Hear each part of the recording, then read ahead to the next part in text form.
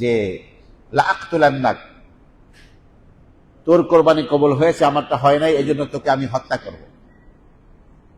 তখন হাবিল জবাবে বলছে, লাইম বাসাত্তা ইলাইয়া ইয়াদাকা লিতাকতুলানি মা আনা বিবাসিতি ইয়াদিয়া ইলাইকা লিয়াকতুলাক ইন্নী আখাফুল্লাহ রাব্বাল আলামিন।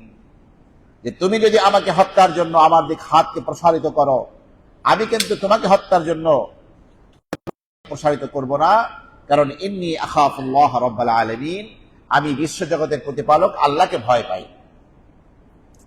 আমার প্রিয় ভাইরা, যাই হোক, কাবিল তার ভাই হাবিলকে হত্যা করার জন্য এত সুন্দর উত্তর দিল, তারপরেও হত্যা করার জন্য পুলিশে খোঁজ করছিল। শয়তান পদ্ধতি দেখিয়ে দিল, কারণ এর আগে দুনিয়ায় কেউ মারা যায় নাই, দেখিয়ে দিল যে কিভাবে একজনের মাথায় একজনের শেষে হত্যা করতে হয়। তো হাবিল পশুপালন করত, ক্লান্ত শ্রান্ত হয়ে একটা পাথরে মাথা দিয়ে যখন ঘুমিয়েছিল, তখন কাবিল একটা বড় পাথর দিয়ে ঘুমন্ত ভাই হাবিলের মাথায় সজোরে আঘাত করলো, আস্তে করে তার ভাই মারা গেল, মগজ বের হয়ে গেল, একেবারে মাথা থেতলে গেল, সে মৃত্যুবরণ করল। কিন্তু মৃত্যুবরণ করার পরে তার আফসোস হয়েছে, হায় আমার ভাইকে আমি হত্যা করে ফেললাম। এটাই দুনিয়ার নিয়ম, শয়তান মানুষকে দিয়ে অপরাধ করায়, অপরাধ করাবার পরে ফলাফল যখন আসে, তার দুনিয়ার শাস্তি আখিরাতে জাহান্নামে নিক্ষিপ্ত হওয়া। শয়তান বলে, ইন্নী বারিউম মিনকা ইন্নী আখাফুল্লাহ রাব্বাল আলামিন, আমি তোমার থেকে সম্পর্ক মুক্ত, তোমার সাথে আমার কোনো সম্পর্ক নাই, আমি বিশ্বজগতের প্রতিপালক আল্লাহকে ভয় পাই। এই কথা বলা যার প্ররোচনায় কাজটা করছে সে দূরে সরিয়ে থাকে। এখন তুমি ফাঁসি দিয়ে মরো, এখন জাহান্নামের আগুনে পড়ো, আমি জানি না কিছু। আমার প্রিয় ভাইরা, তো আল্লাহ তাআলা বলেন, ফাবাআসাল্লাহু গুরাবান, আল্লাহ তাআলা একটা কাক পাঠিয়ে দিলেন। সেই কাক তার ভাইকে টোড়াটুড়ি করতে করতে হত্যা করলো, এবং বালু পা দিয়ে সরিয়ে একটা গর্ত বানিয়ে সে ওইখানে কাকটাকে নিক্ষেপ করে মৃত্যু ভাইকে উপর দিয়ে বালু চাপা দিল। তখন কাবিল আফসোস করে বলল, ইয়া ওয়াইলাতা আজাজতু আন আকুনা মিসলা হাযাল গুরাব, হায় আমার ধ্বংস, হায় আমার আফসোস, আমি কি একটা কাকের মতো আমি বুদ্ধিমান হতে পারলাম না। আমি ঠিক আছে, আমার ভাইকে এভাবেই আমি কবর দেব, বালুর মধ্যে চাপা দেব। এভাবেই সে তার ভাইকে কবরস্থ করেছিল। এটা হলো কোরবানির সবচেয়ে প্রাচীনতম এবং পৃথিবীর প্রথম ইতিহাস। কিন্তু আপনি আমি যেভাবে কোরবানি পেশ করছি, এর সূত্রপাত ঘটেছিল হযরতে ইব্রাহিম আলাইহিস সালাতু ওয়াস সালামের কোরবানি করার মাধ্যমে। ইব্রাহিম আলাইহিস সালাতু ওয়াস সালামের বয়স ৮৬ হয়ে গিয়েছে। বারবার তিনি আল্লাহর খলিল মাতৃভূমি ইরাক ত্যাগ করে সিরিয়া চলে গেলেন। স্ত্রী সারা তার রয়েছে, আর এক স্ত্রী হাজেরাও রয়েছে। বারবার কোনো সন্তান না হয় বারবার দোয়া করছিলেন, রব্বি হাবলি মিনাস সালিহিন, হে আমার রব, আমাকে একজন নেককার পরহেজগার সন্তান দান করুন। আল্লাহ বলেন, ফাবাশশারনাহু বিগুলামিন হালিম, আমি সহনশীল এক পুত্র সন্তানের সুসংবাদ দিলাম। আমার প্রিয় ভাইরা, হাজেরার গর্ভে জন্মগ্রহণ করলেন হযরত ইসমাঈল আলাইহিস সালাতু ওয়াস সালাম। এতদিন পর্যন্ত বিবি সারার মন খারাপ লাগে নাই। যখনই হাজেরার গর্ভে ইসমাঈল জন্মগ্রহণ করলো, তখন সে বলল যে, আপনি আপনার এই স্ত্রী এবং সন্তানকে দূরে কোথাও রেখে আসুন। আল্লাহ পাকের আসমানের ফয়সালা এটাই হলো। আল্লাহ পাক ইব্রাহিম খলিলকে বললেন, ইব্রাহিম, তুমি তোমার স্ত্রী এবং শিশুপুত্রকে দূরে কোথাও রেখে আসো। বুরাকের পৃষ্ঠে সওয়ার হয়ে স্ত্রী সহ যাবে, যেখানে জিবরিল বলবে এখানেই রেখে আসো, সেখানেই তুমি রেখে আসবে, এটাই আমার নির্দেশ। হযরতে ইব্রাহিম আলাইহিস সালাতু ওয়াস সালাম বুরাকের পৃষ্ঠে বসলেন, পিছনে স্ত্রী হাজেরা শিশুপুত্র ইসমাঈলকে নিয়ে বসা ছিলেন। জিবরিল আলাইহিস সালাতু ওয়াস সালামের তো আর বুরাকের প্রয়োজন হয় না, ৬০০ ডানা সিদরাতুল মুনতাহা থেকে পৃথিবীতে আসতে মুহূর্তের মধ্যে চলে আসতে পারেন তিনি। যেখানেই একটু খেজুর গাছ, একটু ছায়াবিধি, একটু শান্ত শ্যামল পানি আছে, তখনই তিনি জিবরিলের চেহারার দিকে তাকিয়ে বললেন, আল্লাহ কি এইখানে আমার স্ত্রী আর বাচ্চাকে রাখতে বলেছেন? জিবরাইল বললেন, না, এরকম করতে করতে মদিনা মুনাওয়ারায় যখন আসা হলো, জিবরিলের চেহারার দিকে তাকালেন, তিনি বলছেন আরো সামনে। এরকম করতে করতে বাইতুল্লাহ শরীফ, যেখানে আমার প্রিয় ভাইরা, যে বাইতুল্লাহকে উঠিয়ে নেওয়া হয়েছিল হযরত নূহ আলাইহিস সালামের প্লাবনের সময়, সেইখানে এই চাষাবাদহীন উপত্যকা, উষর মরুভূমি, কোনো লোকজন নাই।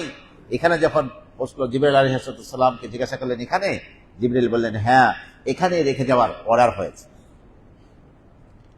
তখন এক রাত ঝুড়ির মধ্যে কিছু খেজুর আর মস্কের মধ্যে কিছু পানি রেখে, স্ত্রী হাজেরা শিশু বাচ্চা ইসমাইলকে রেখে, আল্লাহর নবী, আল্লাহর খলিল এই কঠিন অগ্নি পরীক্ষায় ৮৬ বছর কান্নাকাটি করতে করতে যে বাচ্চাটি জন্মগ্রহণ করেছে, মন চায় সবসময় সেই বাচ্চার চেহারার দিকে তাকিয়ে থাকবে, বাচ্চাকে কোলে নেবে, হৃদয়কে জোড়াবে। সেই সময় আল্লাহর খলিলের প্রতি নির্দেশ হলো দূরে রেখে আসুন। তিনি রেখে চলে যাচ্ছেন।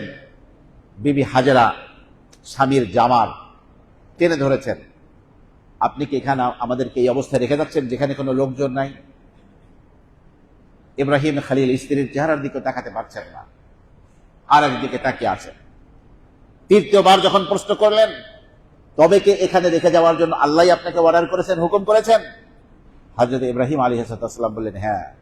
সাথে সাথে স্বামীর জামা ছেড়ে দিয়ে তিনি বললেন, ইদান লা ইউদাইয়ুনা, যখন আল্লাহ পাকের হুকুম মতো আপনি আমাদেরকে রেখে যাচ্ছেন, আল্লাহ পাক আমাদেরকে ধ্বংস হতে দিবেন না, আল্লাহ পাক আমাদেরকে মেরে ফেলবেন। ইব্রাহিম আলাইহিস সালাম যতক্ষণ স্ত্রী এবং শিশুপুত্রকে দেখা যাচ্ছিল ততক্ষণ পিছনে তাকাচ্ছিলেন বারবার। আর যখন দেখা যায় না পাহাড়ের অপর প্রান্তে পৌঁছেছেন, তখন তিনি অত্যন্ত মর্মস্পর্শী একটি দোয়া করেছিলেন। কোরআন কারীমের সূরা ইব্রাহিমের মধ্যে আল্লাহ পাক সেই দোয়াটি এভাবে বলেছেন, রব্বানা ইন্নী আসকানতু মিন যুররিয়্যাতি বিওয়াদিন গায়রি যি যার'ইন ইনদা বাইতিকাল মুহাররাম রব্বানা লিয়ুকিমুস সালাহ ফাজআল আফইদাতাম মিনান নাসি তাহওয়ি ইলাইহিম ওয়ারযুকহুম মিনাস সামারাতি লাআল্লাহুম ইয়াশকুরুন। হে আমার রব, আমার স্ত্রী, আমার শিশুপুত্রকে আল্লাহ তোমার বাইতুল্লাহ শরীফের কাছে আমি রেখে আসলাম। বিওয়াদিন গায়রি যি যার'ইন, চাষাবাদহীন এক উপত্যকায়, যেখানে চাষাবাদ হয় না, ফসল হয় না, সেখানে রেখে আসলাম। আল্লাহ, রব্বানা লিয়াকিমুস সালাহ, হে আমার রব, যাতে করে তারা নামাজ কায়েম করে। ফাজআল আফইদাতাম মিনান নাসি তাহওয়ি ইলাইহিম, মানুষের দিলকে তাদের প্রতি আকৃষ্ট করে দিন। ওয়ারযুকহুম মিনাস সামারাত, ফলমূল রিজিক হিসেবে দান করুন, যাতে তারা শুকরিয়া আদায় করতে পারে। আল্লাহর খলিল আল্লাহর হুকুম পালনের পরে যে দোয়াগুলো করেছিলেন, একেবারে অক্ষরে অক্ষরে প্রতিটি দোয়াকে আল্লাহ পাক কবুল করেছিলেন। এই ইব্রাহিম ইসমাইলের মাধ্যমে এই মক্কা নগরী আবাদ হলো, জমজম কূপ তৈরি হলো, কবিলায় বনু জুরহুম এসে এখানে আবাদ, এখানে এসে থাকা শুরু করলো। সেই মক্কা হয়ে গেল, নিজের কোনো ফসল নাই, কিন্তু আল্লাহ কোরআনে অন্যত্র বলেন, ইউজবা ইলাইহি সামারাতু কুল্লি শাই, গোটা পৃথিবীর ফলমূলগুলোকে, খাদ্য খাবারকে মক্কার বাজারে টেনে আনা হয়। আপনি ঢাকার মিরপুরের বাজারে কতটুকু ইলিশ মাছ পাবেন, মক্কা মুকাররমার বাজারে বাংলাদেশের শ্রেষ্ঠ ইলিশ মাছটা সেখানে গিয়ে পাবেন। এইভাবে গোটা পৃথিবীর শ্রেষ্ঠ খাদ্য খাবারটা মক্কার বাজারে টেনে আনা হয়। ওইখানে আল্লাহর ঘর জিয়ারত করতে যারা আসে, তারা সবচেয়ে শ্রেষ্ঠ জিনিস খাওয়ার ব্যবস্থা আল্লাহ পাক তাদেরকে করে রেখেছে। আমার প্রিয় ভাইরা, ইব্রাহিম আলাইহিস সালামের এই সন্তান স্ত্রীকে দেখার জন্য মাঝে মাঝে আল্লাহ পাকের নির্দেশে বোরাকের পিঠে সওয়ার হয়ে সেই সিরিয়া থেকে হযরতে ইব্রাহিম খলিল আসতেন। একবার এসে মক্কা নগরীতে তিনি ঘুমিয়েছিলেন, স্বপ্নে দেখলেন আল্লাহ পাক আবার নির্দেশ করছেন না যে ইব্রাহিম তুমি তোমার বাচ্চাকে জবাই করো, কোরবানি করো, না, স্বপ্নে দেখছেন কেমন যেন তিনি জবাই করতেছেন, যাতে করে পরীক্ষা আরো মজবুত হয়। এই ব্যাখ্যার সুযোগ থাকে, এটা তো স্বপ্ন, কিন্তু আপনার আমার স্বপ্ন আর নবীদের স্বপ্ন কি এক? সবাই বলেন না কি এক নাকি? নবীদের স্বপ্ন ওয়াহি। কাজে আল্লাহ পাক চাচ্ছেন ইব্রাহিম আলাইহিস সালামের সবচেয়ে প্রিয়তম এই বস্তু, এই সন্তানকে কোরবানি পেশ করতে। কিন্তু আল্লাহর খলিল সিদ্ধান্ত নিয়ে নিলেন, তিনি এই বাচ্চাকে কোরবানি পেশ করবেন আল্লাহর সন্তুষ্টির জন্য। কোরআন কারীমের শব্দ হলো, কোরআন বলছে ফালাম্মা বালাগা মাআহুস সাইয়া, যখন বাবার সাথে ছোটাছুটি করতে পারে, দৌড়াদৌড়ি করতে পারে, এই বয়সে ইসমাইল উপনীত হলেন, সেই বয়সেই কোরবানির জন্য নিয়ে যাচ্ছেন। তো স্ত্রী হাজেরাকে বললেন, তোমার ছেলেকে ভালো করে গোসল করে কাপড় পরে সাজিয়ে দাও। আমার প্রিয় ভাইরা, তিনি সাজিয়ে দিলেন। যখন তিনি ছেলেকে নিয়ে রওনা হয়েছেন, শয়তান এসে হাজেরাকে বলতেছে, এই তোমার ছেলে কোথায় রওনা করাইলা জানো? তোমার ছেলেকে ওর বাবা জবাই করবে, কোরবানি করতে নিয়ে যাচ্ছে। বলছে, পৃথিবীর ইতিহাসে এমন কোন ইতিহাস আছে যে বাবা তার নিজেকে নিজ হাতে জবাই করতে পারে, কোরবানি করতে পারে? কোনোভাবেই হাজেরাকে বিশ্বাস করাতে পারছিল না। তখন শয়তান বলতেছে যে ইব্রাহিম ধারণা করছে তার রব তাকে হুকুম করছে। তখন বলছে, তুই নিশ্চয়ই ইবলিশ, শয়তান। যদি তার রব যিনি সন্তান দিয়েছেন তিনি যদি অর্ডার করেন তার হুকুম মতো কোরবানি পেশ করা হবে, সেখানে তোর সমস্যা কি? যেমন স্বামী তেমন তার কি স্ত্রী। আমার প্রিয় ভাইরা, ঠিক যেখানে হাজী সাহেবানরা শয়তানকে পাথর মারে, ওইখানেও হযরতে ইব্রাহিম ইসমাইল দুজনকেই শয়তান বাধা দেওয়ার চেষ্টা করেছিল। সেখানে হযরত ইব্রাহিম খলিল শয়তানকে পাথর মেরেছিলেন। এইভাবে 3 জায়গায় পাথর মেরেছিলেন।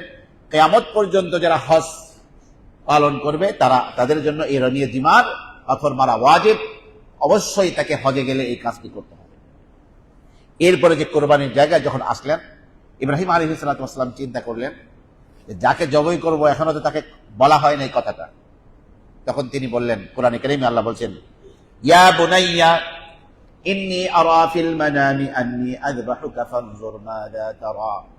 আমি দেখছি স্বপ্নে আমি যেন তোমাকে জবাই করতেছি, কোরবানি করছি, এখন তোমার মতামত তুমি বল। ইসমাইল আলাইহিস সালাতু ওয়াস সালাম ছোট বাচ্চা, কিন্তু বাচ্চা হলেও ভবিষ্যৎ নবী, আখির জামানার পয়গম্বরের পূর্বপুরুষ হবেন যিনি আল্লাহর খলিলের সন্তান। তার মুখ থেকে যে জবাব আশা করা যায় সেই জবাব তিনি দিয়েছিলেন। ক্বালা ইয়া আবাতি, কোরআন শরীফের শব্দ এটা, সূরা আস-সাফফাতের 23 পারায়, ইয়া আবাতি ইফআল মা তু'মার। হে আমার প্রিয় আব্বাজান, আপনাকে যে হুকুম করা হয়েছে সেই হুকুম আপনি পালন করুন, আমাকে আপনি কোরবানি করুন। সাতাজিদুনি ইনশাআল্লাহু মিনাস সাবিরিন। অচিরেই আপনি আমাকে ধৈর্যশীলদের একজন পাবেন। আমাকে ধৈর্যশীল পাবেন, এত অহংকারও দেখাননি। অন্যান্য ধৈর্যশীলদের মতো আমাকেও ধৈর্যশীল পাবেন। আমি আল্লাহ পাকের এই হুকুমের সামনে আমার মাথাকে নত করে দিচ্ছি, আপনি কোরবানি করুন। তবে আব্বাজান, আমাকে কোরবানি করার আগে কয়েকটি ওসিয়াত করছি। 1 নম্বরে, আপনি চিৎ করে শয়ে কোরবানি করবেন না, তাহলে আমি ছেলে আমার চেহারার দিকে তাকিয়ে থাকলে আপনার হয়তো আল্লাহর হুকুম পালন করতে ব্যাঘাত ঘটবে। এই জন্য আপনি আমাকে কাত হয়ে বা উপর করে আমাকে কোরবানি করবেন। 1। 2 নম্বর, আমাকে হাত পাও রশি দিয়ে ভালো করে বেঁধে ফেলবেন, যাতে করে যখন মৃত্যুর যন্ত্রণায় ছটফট করতে থাকবো, আমার হাত পা নড়াচড়ার দ্বারা আপনার শরীর রক্তাক্ত হবে, বেয়াদবি হয়ে যাবে, ভালো করে বেঁধে নেবে।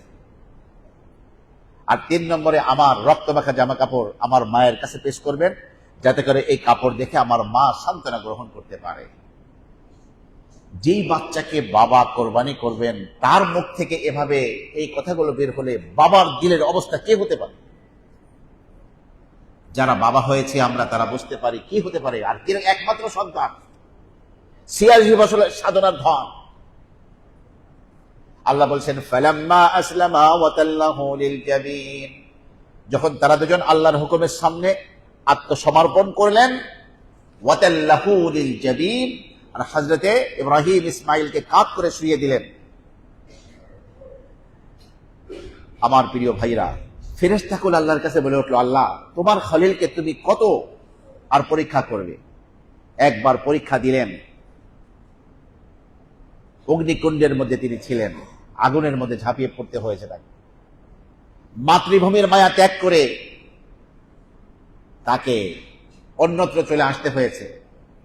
বাচ্চা হওয়ার পরে মুরবিয়াবানে বাচ্চাকে রেখে আসছে, আবার এখন সেই বাচ্চাই তিনি কোরবানি পেশ করছেন।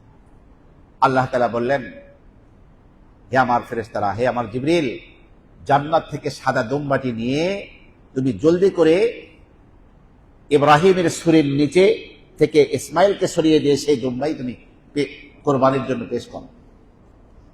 তো হযরত জিবরিল চিন্তা করলেন, আল্লাহ পাকের এই হুকুম পালন করে জান্নাতি দুম্বা নিতে নিতেই যদি হযরতে ইসমাইল কোরবানি হয়ে যান, এই জন্য সেখানে বসেই তিনি এমন শব্দ বলেছিলেন যাতে করে এত দ্রুত জবাই শুরু না করেন ইব্রাহিম। আল্লাহু আকবার তিনি বললেন।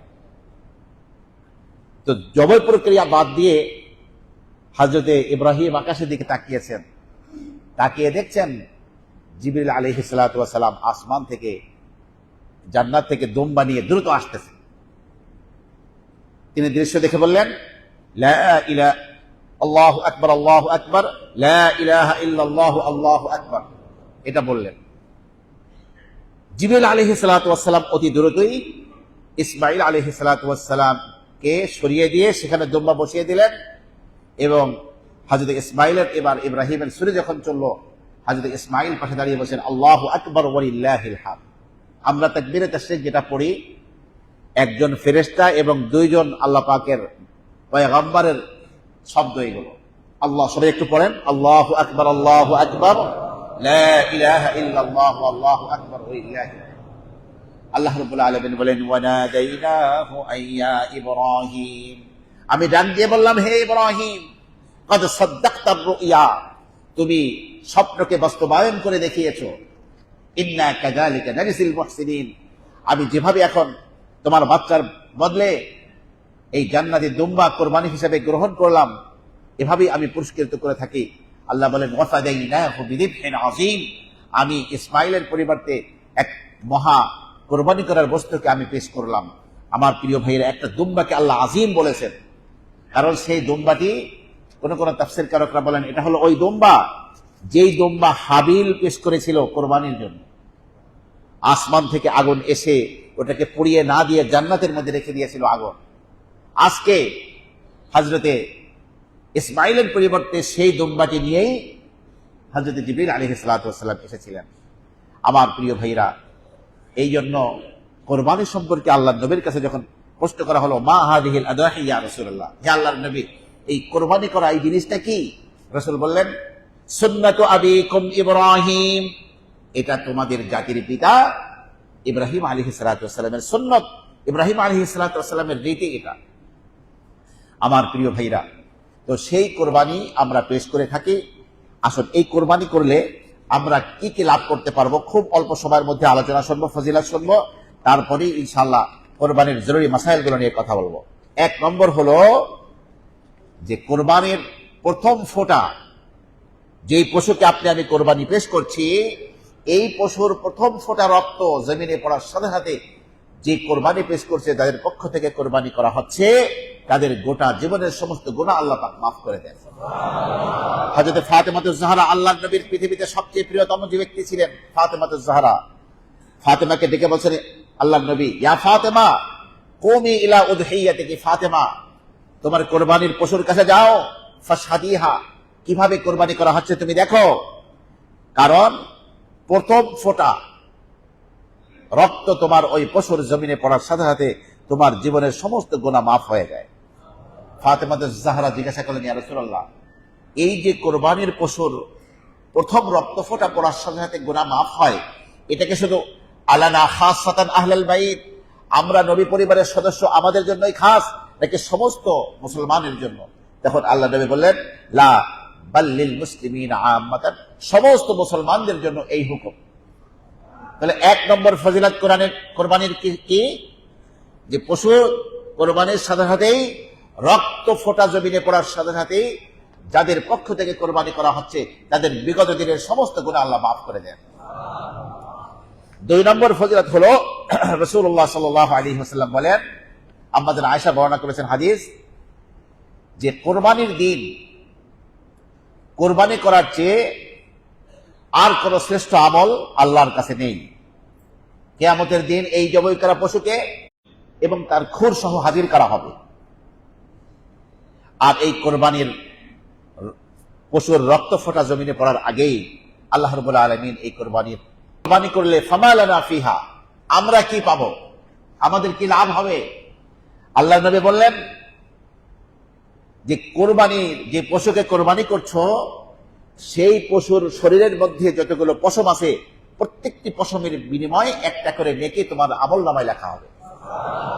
সাহাবা ইকরাম প্রশ্ন করলেন, ইয়া রাসূলুল্লাহ, ভেড়ার শরীরে, দুম্বার শরীরে, এটা তো আরো বড় বড় পশম আছে, তার শরীরে আবার এক একটা পশমের শরীরে আবার লোমকূপ আছে অনেকগুলো, তাহলে এই বড় বড় পশমের বিনিময়ে একটা করে নেকি, নাকি এই যতগুলো লোমকূপ আছে তার বিনিময়ে একটা করে নেকি?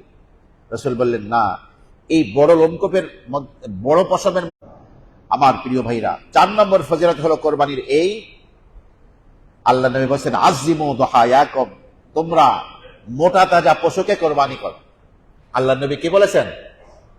এই কোরবানি পেশ করা হচ্ছে তো গরুর গোশত খাওয়ার লাগে না, এটা সারা বছর কিনে খাওয়া যায় মার্কেট থেকে। পশু কিয়ামতের দিন পুলসিরাতে তোমাদের বাহন হবে, অর্থাৎ যে পশুকে তুমি কোরবানি পেশ করবে তার পিঠে চড়ে তুমি কিয়ামতের দিন পুলসিরাত পার হতে পারবে।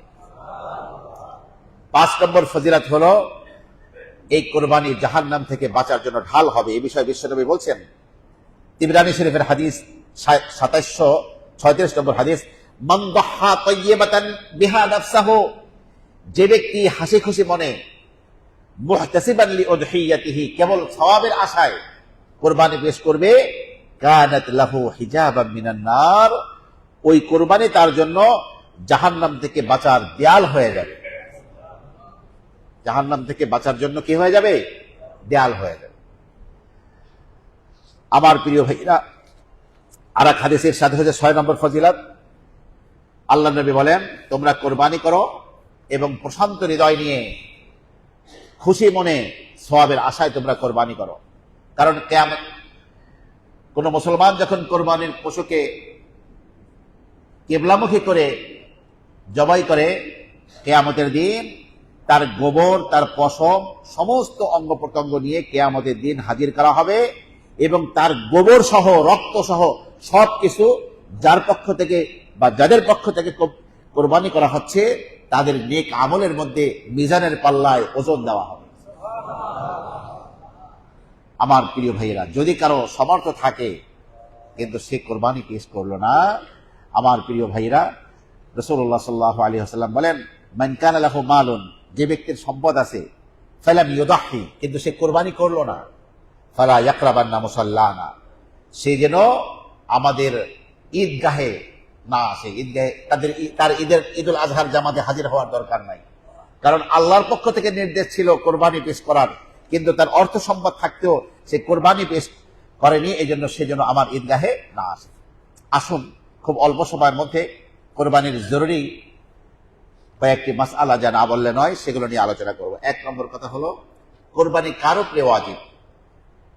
প্রাপ্তবয়স্ক অর্থাৎ বালেগ, জ্ঞান সম্পন্ন মানে পাগল নয়, এমন মুসলিম নারী পুরুষ নিজ এলাকায় বসবাসরত অর্থাৎ মুকিম, সে বাড়িতে মুসাফির অবস্থায় দূরে সফর করছে না, এই ব্যক্তির উপরে 10ই জিলহজ ফজর থেকে 12ই জিলহজ সন্ধ্যা পর্যন্ত সময়ের মধ্যে এই লোক যদি সাহেবে নিসাব হয়, অর্থাৎ যেই পরিমাণ সম্পদ 1 বছর কাল থাকলে যাকাত ফরজ হয়, এই পরিমাণ সম্পদ যদি এই 3 দিন 12, 10, 11, 12, 10ই জিলহজ, 11ই জিলহজ, 12ই জিলহজ, এই 3 দিন 7.5 তোলা রূপা অথবা 52.5 তোলা রূপার এই পরিমাণ সম্পদ থাকে, তাহলে সেই ব্যক্তির উপরে কোরবানি করা ওয়াজিব।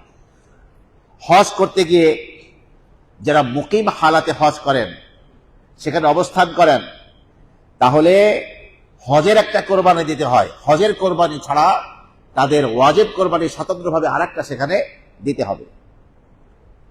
কোন কোরবানির দিনগুলোতে কোনো সম্পদশালী শিশু বালেগ হলে অথবা কোনো কাফের মুসলমান হলে, তাহলে তাদের উপরেও কোরবানি করা ওয়াজিব। নিসাব পরিমাণ অলংকার বা সম্পদের মালিক মহিলার উপরও কোরবানি ওয়াজিব। স্বামী কোরবানি পেশ করছেন, এর দ্বারা মহিলার ওয়াজিব আদায় হবে না, মহিলাকে স্বতন্ত্র কি করতে হবে? তার কোরবানি পেশ করতে হবে। আসল যার উপরে কোরবানি ওয়াজিব নয়, দরিদ্র ব্যক্তির উপরে কোরবানি ওয়াজিব নয়, অর্থাৎ যে ব্যক্তি এই পরিমাণ সম্পদের মালিক নয়, সেই ব্যক্তির উপরে কোরবানি ওয়াজিব নয়। তবে যদি ওয়াজিব না থাকা সত্ত্বেও সে এত বড় সওয়াবের মৌসুম চলে গেল, তার আমি এই সওয়াব পাবো না, এই আশায় যে ব্যক্তি কোরবানি করবে, অশেষ সওয়াব আল্লাহ পাক তাকে দান করবেন। এইভাবে মুসাফির ব্যক্তির উপরে কোরবানি ওয়াজিব না, তবুও সে যদি নফল হিসাবে কোরবানি করে, তার পক্ষ থেকে কোরবানি আদায় হয়ে যাবে। নাবালেগ শিশু, কিশোর ও পূর্ণ বালক ব্যক্তি নিসাবের মালিক হলেও তাদের উপর কোরবানি ওয়াজিব নয়। কিন্তু যদি তাদের অভিভাবক নিজের সম্পদ থেকে, ওদের সম্পদ থেকে না, ওই নাবালেগ শিশুর পক্ষ থেকে না, ওই এতিম বাচ্চার পক্ষ থেকে না, ওই পাগলের সম্পদ থেকে না, তার নিজের পক্ষ থেকে যদি তাদের পক্ষ থেকে কোরবানি, নিজের সম্পদ থেকে তাদের পক্ষ থেকে কোরবানি করে, তাহলে এটা কোরবানি আদায় হয়ে যাবে। আসুন, যাদের কোরবানি একেবারে সহি না, মানে করলে হবেও না, হারাম ও অবৈধ পন্থায় উপার্জিত অর্থে পশু ক্রয় করে কোরবানি করলে কোরবানি সহি হবে না। একেবারে ঘুষ, সুদের টাকা, চাঁদাবাজির টাকা, প্রবঞ্চনা করে মানুষের কাছ থেকে নেওয়া টাকা, সেই টাকায় কোরবানি করলে কোরবানি সহি হবে না, জায়েজ নাই। জেনে শুনে কেউ যদি চুরি করা পশু কোরবানি করে, তার কোরবানি সহি হবে না। হ্যাঁ, জানে 70,000 টাকার গরু 20,000 টাকা এমনি দেয়, চোরা গরু। এই জন্য চুরিকৃত পশু ক্রয় করলে সেই পশুর কোরবানি সহি হবে না। তবে যার পশু চুরি হয়েছে তিনি যদি অনুমতি দান করেন, অথবা তাকে মূল্য দেওয়া হলে স্বতঃস্ফূর্ত দেখে বলেন, ঠিক আছে আমি টাকা দিয়ে দিয়েছি, যদিও চুরি করছিলাম, কোরবানির পবিত্র কাজ এটা দেওয়া হবে না, এর মূল যে বাজার দর বলেন কত টাকা দেওয়া লাগবে, সে বললো সে টাকা দিল, তাহলে যদিও চুরির মাধ্যমে তার কাছে এসেছিল পশু, এর দ্বারা কোরবানি হয়ে যাবে। আসুন, কোরবানির মধ্যে কিন্তু আপনার ছাগল, ভেড়া, দুম্বা এগুলায় আপনার একজনের পক্ষ থেকে সহি, কিন্তু উট, মহিষ, গরু এগুলোর মধ্যে আপনার 1 থেকে 7 জন পর্যন্ত শরিক হয়ে কোরবানি পেশ করতে পারবে। তো এই শরিকদের মধ্যে প্রত্যেকেরই কিন্তু আল্লাহর সন্তুষ্টির জন্যই কোরবানি পেশ করার ইচ্ছা থাকতে হবে। এই শরিকদের মধ্যে একজনের দিলের মধ্যেও কোরবানি না খালি গোস্ত খাওয়া, একজনের দিলের মধ্যেও যদি কি হয়, কেবলমাত্র গোস্ত খাওয়ার নিয়াত হয়, কোরবানির নিয়াত না হয়, বাকি 6 জনের কোরবানি বাতিল হয়ে যাবে। কারণ পশু তো কয়েকটা না। এই জন্য যাদেরকে শরিক করে নেওয়া হবে তাদের ব্যাপারে সাবধান, যে কারো যেন এই অবস্থা, এরকম মানুষ না হয়। আসুন আমার ভাইরা, রুগ্ন, দুর্বল ও ত্রুটিযুক্ত পশু কোরবানির হুকুম। অতি দুর্বল পশু, যার হাড্ডি, মগজ সব ক্যালসিয়াম শুকিয়ে গেছে, যেখানে কোরবানি করবে তাকে ওই পর্যন্ত হেঁটে যেতে পারে না, তার কোরবানি সহি হবে না। তবে যদি দুর্বল হওয়া সত্ত্বেও আস্তে আস্তে যেতে পারে, তাহলে তার কোরবানি সহি হয়ে যাবে। বয়সের ভারে পশু এতটা বিরুদ্ধ হয়ে গিয়েছে যে বাচ্চা দিতে অক্ষম হয়ে গিয়েছে, কিন্তু খাওয়া দাওয়া ঠিক আছে, পশু খাওয়া দাওয়া করতে পারে, এমন পশুর কোরবানি সহি। স্বাস্থ্যবান পশু ক্রয় করার পরে যদি অত্যন্ত দুর্বল হয়ে যায়, যার ফলে কোরবানি সহি হয় না, তাহলে ধনী ব্যক্তির জন্য আরেকটি ক্রয় করে কোরবানি দিতে হবে। আসুন, পশু যদি পাগল হয়ে যায়, যেই পশু পাগল হওয়ার পরে স্বাভাবিকভাবে খাওয়া দাওয়া করতে পারে এবং অন্য পশুদের সাথে চলাফেরা করে, তাহলে তার কোরবানি সহি। কিন্তু পাগলামির মাত্রা যদি এতটা বেশি হয় যে সে খাবার গ্রহণ করে না, তার সাথী সঙ্গীর সাথে চলাফেরা করে না, তাহলে এমন পাগল পশুর কোরবানি পেশ করা সহি হবে না। আসুন, শিং প্রসঙ্গ। যেই পশু জন্মগতভাবে শিংহীন, অর্থাৎ কিছু পশু আছে জন্মগতভাবে শিং হয় না, তার কোরবানি দেওয়া যাবে, অসুবিধা নাই। যে পশুর শিং গোড়া থেকেই ভেঙে গেছে, যে কারণে মস্তিষ্ক ক্ষতিগ্রস্ত হয়েছে, সেই পশুর কোরবানি সহি না।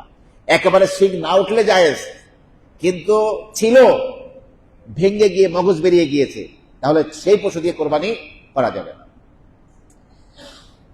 যেই পশুর শিং ভেঙে গেছে, তার ভিতরের গোশতপিণ্ড বাকি আছে, তার কোরবানি সহি হবে।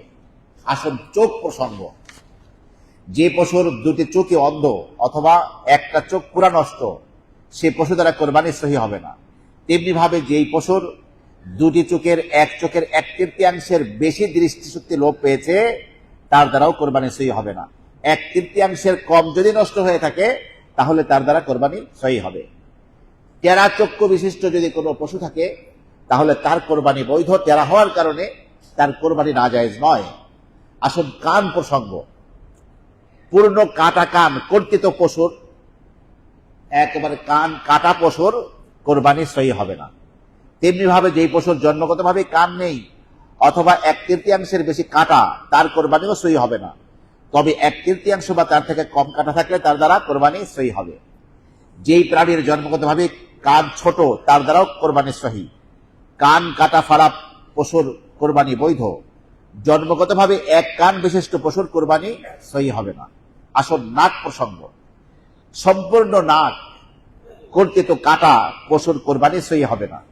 যে পশুর অর্ধেক অথবা 1/3 বেশি নাক কেটে গেছে তার কোরবানিও সহি হবে না। তার থেকে কম হলে কোরবানি করা সহি হবে। উট, মহিষ, গরু নিয়ন্ত্রণের জন্য নাক ছিদ্র করে রশি পরিধান করে দেওয়া হয়, এই ধরনের পশু কোরবানি করা বৈধ। আসল দাঁত প্রসঙ্গ, যেটা নিয়ে আমাদের দেশে খুব বেশি ভ্রম হয়ে থাকে। পশুর বয়স হলো আসল ধর্তব্য, দাঁত ধর্তব্য না। আসল কি? বয়সটা হলো আসল। কার কয় বছর হতে হবে? বয়স হলে দাঁত না উঠলেও তার কোরবানি বৈধ হয়ে যাবে। পা প্রসঙ্গ, যে পশুর পা কেটে ফেলা হয়েছে তার দ্বারা কোরবানি সহি হবে না। ল্যাংড়া পশু যদি ক্ষতিগ্রস্ত পায়ে ভর করে চলতে পারে তাহলে তার দ্বারা কোরবানি সহি হবে। যদি ওই পায়ে ভর দিতে না পারে তাহলে তার দ্বারা কোরবানি সহি হবে না। জবাই করার সময় অঙ্গহানি হলে এটা বিবেচ্য নয়, তাই পা ভেঙে গেলেও তার দ্বারা কোরবানি সহি। কোরবানির পশু ভালো, কিন্তু পারাপারি করতে গিয়ে হঠাৎ করে কোরবানির সময় কি হয়েছে? পা ভেঙে গেছে। এটা তো আগের থেকে ভাঙ্গা না, তাকে শোয়াতে গিয়ে অথবা তার সাথে ই করতে গিয়ে ভেঙে গেছে, এটা অসুবিধা হবে না। হিজড়া বা বন্ধা গরু, যে পশুকে স্ত্রীলিঙ্গ বা পুরুষলিঙ্গ চিহ্নিত করা যায় না তার কোরবানি সহি হবে না। এক অন্ডকোষ বিশিষ্ট পশু কোরবানি করা বৈধ, বন্ধা পশুর কোরবানি করা বৈধ। বন্ধা একদিনের সন্তান হয় না, কিন্তু হিজড়া মানে নারীও না পুরুষও না, ষাঁড়ও না গাভীও না, এটার দ্বারা কোরবানি সহি হবে না। আসল চামড়া প্রসঙ্গ, পশুর শরীরে ঘা পাসরা হয়, এই চর্মরোগে সাধারণত এমন পর্যায়ে যদি হয় যে সাধারণ পর্যায়ে আসে তাহলে এই পশুর কোরবানি বৈধ। আর যদি পশু সেই ঘা পাসরা হতে হতে এমন দুর্বল হয়ে যায় যে হয়তো ভেতরের গোশত নষ্ট হয়ে গেছে, তাহলে এমন পশুর কোরবানি করা যাবে না। যদি কোনো পশুর চামড়া আগুনে পুড়ে যায় এবং তাতে চুল না গজায় তাহলেও তার দ্বারা কোরবানি সহি হবে। তেমনি ভাবে যদি তার পশম কাটা হয় তার দ্বারাও কোরবানি সহি হবে। যারা হাল চাষ করেন, হাল চাষ করলে অথবা ঘানিতে গরু ব্যবহার করেন, তখন গরুর কাঁধে দাগ পড়ে যায়। ওই জোগালের কি হয়? কাঁধে দাগ পড়ে যায়। তখন আপনার এমন পশুর কোরবানি বৈধ। এই দাগ পড়ার দ্বারা তার দ্বারা কোরবানি হবে না এমন কিনা? অবশ্যই তার দ্বারা কোরবানি সহি হবে। আমার প্রিয় ভাইয়েরা, আসুন কোরবানি, এখন কোরবানি করার নিয়ম। পশুকে দক্ষিণ দিকে মাথা দিয়ে শোয়াতে হবে। কোন দিকে? দক্ষিণ দিকে। এবং যারা পশুর পা বাঁধবেন, একটা পা খোলা রাখাটা উত্তম। একটা পা খোলা রাখা, তার ছটফট করার সুযোগ দেওয়া জন্য। এবং আগের থেকে পশুকে না খাইয়ে রাখা যাবে না, এটা মাত্র আগে খাওয়া দাওয়া করিয়ে গোসল করিয়ে পরিষ্কার পরিচ্ছন্ন করে দক্ষিণ দিকে মাথা রেখে তারপরে যিনি কোরবানি করবেন এবং তার সাথে পশুকে যারা ধরবে সকলেই কেবলামুখী থাকবে। সকলে কোন দিকে থাকবে? শরীরটাও কেবলার দিকে থাকবে। যিনি কোরবানি পেশ করবেন তিনি প্রথমে পড়বেন ইন্না সালাতি ওয়া নুসুকি ওয়া মাহইয়ায়া ওয়া মামাতি লিল্লাহি রাব্বিল আলামিন লা শারীকা লাহু ওয়া বিযালিকা উমিরতু ওয়া আনা মিনাল মুসলিমিন। এরপরে আল্লাহুম্মা মিনকা ওয়া লাক বিসমিল্লাহি আল্লাহু আকবার, এটা পড়তে হবে। আপনি কোরবানি করলেন, কোরবানি হয়ে গেল। কোরবানি পেশ করার পরে, জবাই দেওয়ার পরে দোয়া পড়তে হবে আল্লাহুম্মা তাকাব্বালহু মিন্নি। নিজের কোরবানি নিজের হাতে দেওয়াই সবচেয়ে উত্তম। যদি নিজে উপস্থিত না থাকে তাহলে কমস কম কোরবানি নিজে দিতে না পারলেও যার দ্বারা কোরবানি করবেন আপনি সেই অনুষ্ঠানে, কোরবানি স্থলে আপনি হাজির থাকবেন। মহিলারা যদি পর্দার কারণে হাজির হতে না পারে অসুবিধা নাই, তবুও পর্দা দিয়ে তারা যদি দূর থেকে দেখার ব্যবস্থা করতে পারেন ভালো। তো সেখানে যিনি কোরবানি পেশ করলেন তিনি দোয়া করবেন, আল্লাহুম্মা তাকাব্বালহু মিন্নি, হে আল্লাহ আমার পক্ষ থেকে এইটাকে কবুল করো। আর যদি বেশ কয়েকজন হয়, এই সবার পক্ষ থেকে কবুল করো যারা আমরা কোরবানি পেশ করছি। কামা তাকাব্বালতা মিন হাবিবিকা মুহাম্মদ, যেমন তোমার বন্ধু মুহাম্মদ সাল্লাল্লাহু আলাইহি ওয়াসাল্লামের পক্ষ থেকে কবুল করেছিলে, ওয়া খালিলিকা ইব্রাহিম আলাইহিস সালাতু ওয়াস সালাম, এবং তোমার খলিল ইব্রাহিমের পক্ষ থেকে কবুল করেছিলে। এরপরে যতক্ষণ পর্যন্ত পশু ঠান্ডা না হবে, তার রুহ তার ঘর থেকে বের না হবে, ততক্ষণ পর্যন্ত তার চামড়া ছিলানো এটা মাত্র। পূর্ণ ঠান্ডা হয়ে যাবে, তার রুহ বেরিয়ে গেছে, তখন তার নিয়মিতভাবে তাকে চামড়া ছিলে সুন্দরভাবে তাকে গোশত কাটাকাটির সব কাজ শুরু হবে। এই প্রক্রিয়া যারা করবেন, যিনি আপনি নিজে কোরবানি করতে পারলেন না, আর একজনকে দিয়ে করালেন, তাকে যদি কোনো হাদিয়া তোহফা দিতে হয়, এই গোশত থেকে দেওয়া যাবে না। কোনো কোনো এলাকায় এরকম আছে যে কোরবানি করে কাকে মাথাটা আপনি লয়ে যান না, কোরবানির এই অংশ থেকে তাকে কোনো পারিশ্রমিক দেওয়া যাবে না, আলাদা টাকা থেকে তাকে কি করতে হবে, হাদিয়া তোহফা বা টাকা পয়সা দিবেন, এটা কোনো নাজায়েজ না। কোরবানি করা হয়ে যাওয়ার পরে মুস্তাহাব নিয়ম হলো যে নিজের একার গরু আপনি দিয়েছেন, 3 ভাগ করে 1 ভাগ আত্মীয় স্বজনের বাড়িতে দেওয়া, 1 ভাগ গরিব দুঃখীর মাঝে বন্টন করা, 1 ভাগ নিজের পরিবার পরিজনের জন্য রাখা, এটা মুস্তাহাব। মুস্তাহাব মানে হলো উত্তম পদ্ধতি। কিন্তু কেউ যদি গোটাটা নিজে খেয়ে ফেলেন সেটাও জায়েজ, গোটাটাই মানুষকে দিয়া দিলেন সেটাও জায়েজ, গোটাই আত্মীয় স্বজনকে দিলেন সেটাও জায়েজ। কোরবানির মূল বস্তু কিন্তু নিজে ভোগ করার জন্য না, এই জন্য গরিব দুঃখী অসহায় আত্মীয় স্বজন সবাইকে খাওয়ানো যাবে গোশত, এবং কোরবানির গোশত ধনী মানুষকে খাওয়ানো যাবে, অমুসলিমকে খাওয়ানো যাবে, সবাইকে খাওয়ানো যাবে কোরবানির গোশত। যেই হিন্দুরা ভারতে এখন গরু কোরবানি দিতে দেয় না, ওরা গোপনে গোপনে গরুর গোশত পেট ভরে খায়। ওরা আপনি দিয়ে যাইছেন, পেট ভরে খায়, কি মজার গোশত, দুনিয়ার সবচেয়ে শ্রেষ্ঠ মজার গোশত, আর ওরা খায় আমরা খাবো না। এই জন্য আল্লামা কাসেম বিন নানতবী বলেছিলেন, দেওবন্দ মাদ্রাসার প্রতিষ্ঠাতা, যে ভাই তোমরা গাভীকে যখন মা বলো তো ষাঁড়কে তোমরা বাবা বলো, কিন্তু কোন হিন্দুকে ষাঁড়কে বাবা বলে? আমার প্রিয় ভাইরা, আসুন এই গোশতকে এইভাবে বন্টন করা। এবং এই চামড়া প্রসঙ্গ, আপনি চামড়াকে শুকিয়ে অথবা চামড়ার গোশতের মতো খাওয়া যায়, আপনি খাইলে অসুবিধা নাই। চামড়াকে কোনো লিল্লাহ বোর্ডিং আছে এমন কোনো মাংসায় দিবেন, এটা বেশি উত্তম। আপনি যদি বিক্রি করেন, ওই বিক্রির টাকা ভোগ করা যাবে না, এটাও গরিব দুঃখী অসহায় আত্মীয় স্বজন অথবা কোনো লিল্লাহ বোর্ডিং আছে, গরিব দুঃখী পড়াশোনা করছে এমনদেরকে দিবেন। অথবা শুকিয়ে নিজে জায়নামাজ বানাতে পারেন, ব্যবহার, সেটাও জায়েজ। কিন্তু যদি বিক্রি করেন তাহলে তার টাকা ভোগ করা যাবে না, সেই টাকা আল্লাহর রাস্তায় দিয়ে দিতে হবে। এখানে ওলামা ইকরাম একটা সতর্ক বাণী করেছেন, যে সমস্ত কাজের ছেলে মেয়ে, দোকান কর্মচারীরা মালিকের বাসায় খায়, এই চুক্তিতে তার চাকরি, কাজের মহিলার চাকরি কি 5,000 টাকা মাসে বেতন বা 10,000 বেতন, খাওয়া দাওয়া সহ, সেখানে ওলামা ইকরাম বলেন যে কোরবানির গোশত দিয়ে পারিশ্রমিক দেওয়া যায় না। তাহলে কি করা উচিত? যে গোশত দিয়ে যখন ভাত খাবে, কোরবানির গোশত দিয়ে আরেকটা তরকারি পাশে রাখা উচিত পর্যাপ্ত, যেটা দিয়ে তরকারি তার হয়ে যায়, ইচ্ছে করলে সেটা দিয়ে খেলেও তার হতো। তো এরকম রাখলে সেখান থেকে একটু নিল, তাহলে আর কোনো প্রশ্ন থাকে না, সন্দেহের কোনো অবকাশ থাকে না। এই কোরবানির পশু প্রথম বছর আল্লাহর নবী জমা করতে নিষেধ করেছিলেন, কারণ ওই বছর মদিনায় দুর্ভিক্ষ ছিল, একটু খাদ্য খাবারের অভাব অনটন ছিল। পরের বছর যখন নাকি অভাব অনটন দূর হয়ে গেল, আল্লাহ নবী সাল্লাল্লাহু আলাইহি ওয়াসাল্লাম বললেন যে এখন তোমরা ইচ্ছে করলে এটাকে তোমরা জমা করে রাখতে পারো। এই জন্য কোরবানির পশু যে 3 দিন বেশি গোশত রাখা যায় না, এই মশলা এখন আর নেই। আসুন আমার প্রিয় ভাইরা, এই কোরবানিকে নিজের বাহবা দেওয়ার জন্য না, নিজে বড় পশু কোরবানি করলাম, কয়টা পশু কোরবানি করলাম, নিজের বাহাদুরি দেখাবার জন্য না। মানুষের যশ খেতে ইচ্ছা করলেই নেক আমল ধ্বংস হয়ে যায়। আর কোরবানির মতো এরকম আল্লাহর জন্য পেশ করা হয় যে বস্তু, সেখানে কাউকে দেখাবার জন্য নিয়াত করা, এর চেয়ে বোকামি আর কোনো কিছুই হতে পারে না। এই জন্য কেবলমাত্র, শুধুমাত্র, একমাত্র, একটু বলেন তো সবাই, কেবলমাত্র, শুধুমাত্র, একমাত্র কার জন্য হবে? আল্লাহর জন্য। ইন্না সালাতি ওয়া নুসুকি, নিশ্চয়ই আমার নামাজ, আমার কোরবানি, ওয়া মাহইয়ায়া ওয়া মামাতি, আমার জীবন, আমার মরণ, লিল্লাহি রাব্বিল আলামিন, বিশ্ব জগতের প্রতিপালকের জন্য হবে।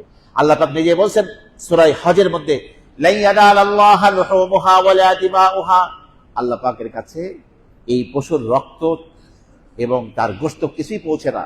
ওয়ালাকিন ইয়ানালুহু তাকওয়া মিনকুম, তার কাছে পৌঁছে কি? তোমাদের দিলের ক্ষুধাভীতি একমাত্র আল্লাহর জন্য করেছো কিনা এটাই আল্লাহর কাছে পৌঁছে। তা আসল জিনিসটা যদি হারিয়ে যায় তাহলে সেটা আর কোরবানি থাকে না। এই জন্য আমরা শুধুমাত্র আল্লাহ পাকের জন্যই আমরা কোরবানি করব। আসুন আমার প্রিয় ভাইরা, আগামী বৃহস্পতিবার ঈদুল আজহা ইনশাআল্লাহ 7:30টায় নামাজ দাঁড়াবে ইনশাআল্লাহ। আমরা তার আগে ইয়াউমে আরাফা রয়েছে, আরাফার দিন। এই কোরবানির দিনের আগ পর্যন্ত এক এক দিনের রোজা রাখলে 1 বছর রোজা রাখার সমতুল্য। প্রতিদিন রাত ইবাদত করলে লাইলাতুল কদর ইবাদতের সমতুল্য। আর আরাফার দিন একদিন হলো 10,000 দিনের সমতুল্য। আর আরাফার দিনের এক রোজা সম্পর্কে বিশ্বনবী বলেন যে সিয়ামে ইয়াউমে আরাফা, আরাফার দিনের রোজা আহতাসিবু আলাল্লাহি, আমি আল্লাহর কাছে আশা করছি আন ইউকাফিরা আস-সানাতাল্লাতী ক্বাবলাহু ওয়াল্লাতী বা'দাহু, যে 1 বছর আগের 1 বছর পরের 2 বছরের গুনার কাফারা বানিয়ে দিবেন আল্লাহ পাক। 2 বছরের গুনাহ মাফ একদিনের রোজা রাখবে। সেই দিনটি হলো কি? আরাফার দিন। এই দিন আমাদের কি করণীয়? খুব দ্রুত 2-1 মিনিটের মধ্যে বলছি। 1 নম্বরে রোজা রাখবো আমরা। আরাফার দিনের রোজা যেন ভুল না হয়, সবাই রোজা রাখবো। 2 নম্বর, ওই দিন কোনো হারাম কাজ করা যাবে না। মোবাইল স্ক্রিনের দিকে আপনি শুধু কার ফোন আসতে দেখেন, কিন্তু কোনো কিছু কি দেখবেন না। কোন নারী চিত্র যদি এসে যায় আপনার চোখ যদি পড়ে, কারণ ওই দিন গুনাহ থেকে মুক্ত থাকার দিন। এই জন্য আল্লাহর নবী বলেন ইয়াউমে আরাফা হাযা ইয়াউমুন, আরাফার দিন ওই ব্যক্তির জন্য মান মালাকা ফীহি সামআহু ওয়া বাসারাহু ওয়া লিসানাহু, যে ব্যক্তি তার জিহ্বাকে, তার চোখকে, তার কানকে কন্ট্রোল করতে পারবে, আল্লাহ পাক তাকে ক্ষমা করবেন। আরাফার ফজিলত পাবে কে?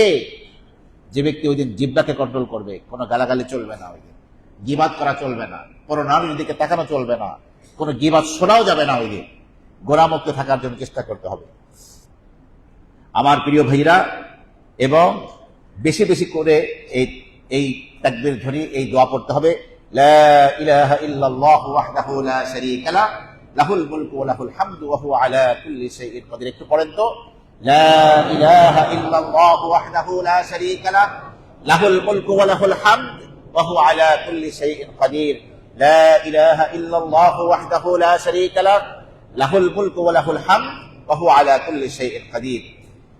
এই দিন আল্লাহ পাক প্রথম আসমানে তো শেষ রাত্রে নাজিল হন, কিন্তু আরাফার দিন বিকালবেলা আল্লাহ পাক প্রথম আসমানে এসে আল্লাহ পাক বলতে থাকেন, আমার যে বান্দা বান্দিরা আজকে ধুলোমলিন চেহারা নিয়ে আরাফার ময়দানে উপস্থিত হয়েছে, আজকে আমার কাছে যেই দোয়া করবে আমি কবুল করব। এই জন্য এই দিন আল্লাহ পাকের কাছে বেশি বেশি দোয়া করতে হবে, আল্লাহুম্মা আ'তিক রাকাবাতি মিনান নার, আল্লাহ আমাকে জাহান্নামের আগুন থেকে তুমি বাঁচাও।